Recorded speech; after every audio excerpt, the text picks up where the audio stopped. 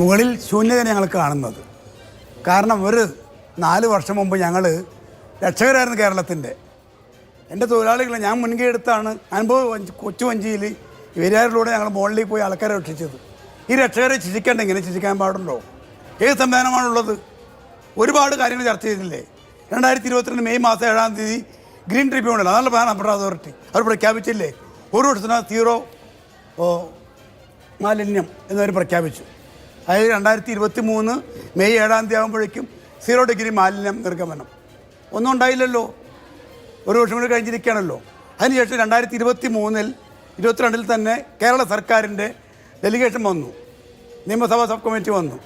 അവരും പറഞ്ഞു ഇവിടെ നമ്മൾ, അപ്പോൾ ഞങ്ങൾ കുറേ പ്രപ്പോസൽ വെച്ച് മത്സ്യത്തൊഴിലാളികൾ അടുത്ത മലിനീകരണ സമിതിക്കാരും, ഒന്ന് അവിടെ ഒരു റോഡ് ഉണ്ടാക്കുക ഈ അരികെ ചേർന്ന്, 2 അതിന് ഇപ്പുറത്ത് ഒരു ആഴത്തിലൊരു ഓവുചാലം ഉണ്ടാക്കുക. അങ്ങനെ വരുമ്പോൾ ഈ നദിയിലേക്ക് ഒഴുകി പോകാൻ പറ്റുമല്ലോ 12 അടി ആഴ്ചയിൽ.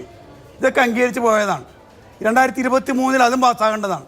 ഇപ്പോഴൊരു പ്രാഥമിക ചുവടുപോലും നടത്തിയിട്ടില്ല. അതാണ് 1-ാം പ്രതി തർക്കമില്ല, പൊള്യൂഷൻ കൺട്രോൾ ബോർഡ്. 2ാമത് സർക്കാരാണ്, സർക്കാരിൻ്റെ ഉത്തരവാദിത്തമുള്ളത്. അവരിപ്പോൾ ചെയ്യുന്ന കാര്യങ്ങൾ അറിയണം നമ്മൾ. ഈ പെരിയാറിലോ ഇന്ത്യയിലെ കേരളത്തിലെ ഏറ്റവും വലിയ നദിയല്ലേ, അതിൻ്റെ ജലമെടുത്ത് കൊച്ചി നഗരത്തിലെ കുടിവെള്ള വിതരണം സൂയസ് വിവേൻഡി എന്ന് പറയുന്ന മൾട്ടിനാഷണൽ കുത്തേക്ക് കൊടുക്കാൻ തീരുമാനിച്ചിരിക്കുകയാണ്. ഇതിനൊക്കെ എന്ത് ഉത്തരം പറയാനുണ്ട്? പെരിയാർ നമ്മുടെ മുഴുവൻ പൊതു സ്വത്തല്ലേ, അതിനിങ്ങനെ വിട്ടു തുലയ്ക്കാൻ ഗവൺമെൻറ് മുൻകൈ എടുക്കണോ? ഞങ്ങളൊക്കെ സമരത്തിലാണ്, CIT അടക്കം സമരത്തിലാണ്. അപ്പോൾ നമ്മളെ സംബന്ധിച്ചിടത്തോളം പെരിയാർ രക്ഷിക്കാൻ വേണ്ടി ഒരു ബൃഹത് പ്രസ്ഥാനം ആരംഭിക്കേണ്ടതുണ്ട്. കോടതി ഉത്തരവുകളൊക്കെ ഇതിന് പുല്ല് വിലയാണ്. ഇപ്പോൾ 5 ഫാക്ടറികളെ കുറിച്ച് പറഞ്ഞല്ലോ. തുകൽ ഫാക്ടറി 2 ഉണ്ട്, 3 റബ്ബർ ഫാക്ടറി ഉണ്ട്, കെമിക്കൽ ഫാക്ടറി 1 ഉണ്ട്. ആരാണ് പ്രതി അവരാൻ കൂടെ തമ്മിൽ തർക്കിച്ചുകൊണ്ടിരിക്കുകയാണ്. ഈ തർക്കത്തിന് ഉത്തരം കിട്ടില്ലല്ലോ. ഇതിപ്പോൾ കുഫോസിൻ്റെ ചുമതലപ്പെടുത്തിയിരിക്കുകയാണ്. അവരൊന്നും ഉത്തരം കൊടുക്കുമെന്ന് എനിക്കറിയില്ല. കുസാറ്റ് ഉണ്ട്, കുഫോസ് ഉണ്ട്, സ്വിഫ്റ്റ് ഉണ്ട്, CMFRI ഉണ്ട്, സ്വിഫ്റ്റ് ഉണ്ട്. കേരളത്തിലെ ഇന്ത്യയിലെ 8 ഗവേഷണ സ്ഥാപനങ്ങൾ കൊച്ചിയിലാണ് കേന്ദ്രീകരിച്ച് പ്രവർത്തിക്കുന്നത്. ഇവരെന്ത് ചെയ്യുകയാണ്? ഇപ്പോൾ ചില ഗവേഷണ സ്ഥാപനങ്ങൾ എന്ത് ചെയ്യണം? അവർ നോക്കുകുത്തികളാണ്. പിന്നെ ഗവൺമെൻറ് ഞങ്ങൾ ഒരുപാട് പ്രപ്പോസൽ വെച്ചിട്ടുണ്ട്. ഈ കാര്യം നടപ്പാക്കാൻ വേണ്ടി ഒരു മോണിറ്ററിംഗ് കമ്മിറ്റിയെങ്കിലും ഉണ്ടാക്കിക്കൂടെ ഗവൺമെൻറ് മുൻകൈ എടുത്ത്?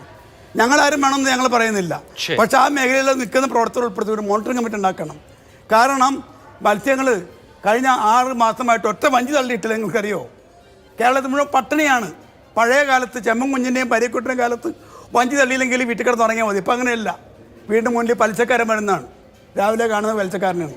അതാണ് കേരളത്തിലെ മത്സ്യമേഖലയുടെ അവസ്ഥ. ഒരു മത്സ്യ വളർച്ച പാക്കേജ് പോലും നമുക്ക് കിട്ടിയിട്ടില്ല. എല്ലാ സംസ്ഥാനത്തും, കേരളത്തിന് വെളിയിൽ തമിഴ്നാട്, ആന്ധ്ര, കർണാടകയിലൊക്കെ മത്സ്യ വളർച്ച പാക്കേജൊക്കെ കൊടുക്കുന്നുണ്ട്. ഒറ്റ പൈസ അനുഭവം ഞങ്ങൾക്കില്ല. ഞങ്ങൾ രക്ഷകരെന്ന് പറഞ്ഞുകൊണ്ട് ഇതിൽ അർത്ഥമുണ്ടോ? ഇങ്ങനെ ശിക്ഷിക്കണോ? ഇതിലിപ്പോൾ ഞാൻ പറയട്ടെ, 100-ലധികം മത്സ്യക്കൂട് കൃഷിക്കാരൻ, അവർ 10 ലക്ഷമൊക്കെ മുടക്കാൻ കൂട്, അതെല്ലാം ചത്ത് പൊങ്ങിയില്ലേ? ഒരു 100-ലധികം ചീനവല, ഞാൻ അവരെ സംഘടിപ്പിക്കുന്ന ഒരാളാണ്. ചീനവലകളുണ്ട്, അവരൊക്കെ തകർന്ന് കിടക്കുകയാണ്.